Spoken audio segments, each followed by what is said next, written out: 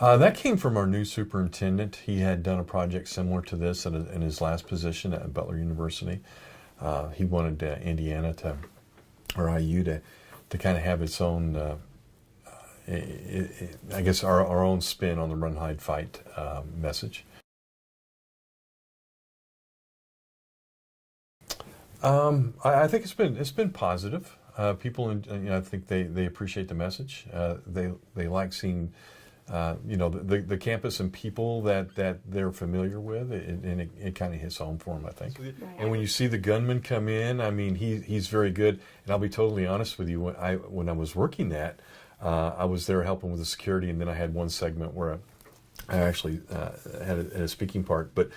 When I walked in and I saw him, I instantly did not like him because of the way he was portraying himself. Really nice guy. We got to know each other very well, but because of the acting and all, I instantly did not like him. It was amazing. I don't think there's a high threat. I think the probability it is fairly low that it will happen at our institution. Now we look at IUPD. We're spread across the state, but so would it happen in Bloomington or Indianapolis, Gary? I think that really statistically it shows that the probability is very low. We train very hard, and we're constantly changing things up to just mitigate the possibility. Now this. I mean, is that something you think about every day? And I would imagine you don't, or you probably wouldn't be here. You would want to go someplace safer. I would tell people, though, you don't have to be afraid, but these things usually happen very rapidly. 3 to 7 minutes is kind of what the time frame is. If you can protect yourself for that 3 to 7 minutes, we'll be there. Our response time is 3 minutes. We're very close. It doesn't. We can get there very rapidly. But if you want to be in control of your environment and all, that's the things you do. That's something I guess because of what I do, we train that. You go someplace new. First thing you do is you look around. Where do I want to put my back? What are my exits? Where are my threats? And those kind of things. So I would barricade if you could. There can you use a belt or something to tie the closure up? I haven't seen the doors in the classroom, so I don't know.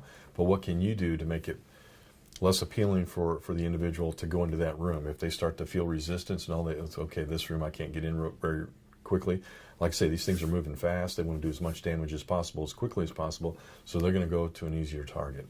So if everybody's doing that, then they just kind of get stuck in a hallway for 3 minutes, and then we show up. If people have their backpacks, that's a great thing to have. Those will stop a bullet or a rifle round. If you're full of books, those are good things to have for cover. And then there's always things that you can use for weapons. So it just all depends on the situation. How quickly they come in, they catch you off guard. You don't have a chance to get no IU notify alert comes out or anything like that. And I guarantee you it's going to take you, a little bit of time to figure out what exactly is happening, because you'll be shocked. I would encourage that, if people haven't seen the Run, Hide, Fight video, you look at that, and then always, try to be aware of your surroundings, and don't think. The university works very hard at protecting its students. There's a lot we do now with.